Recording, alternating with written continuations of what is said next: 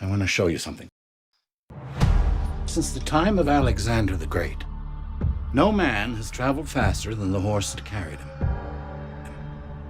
Not anymore.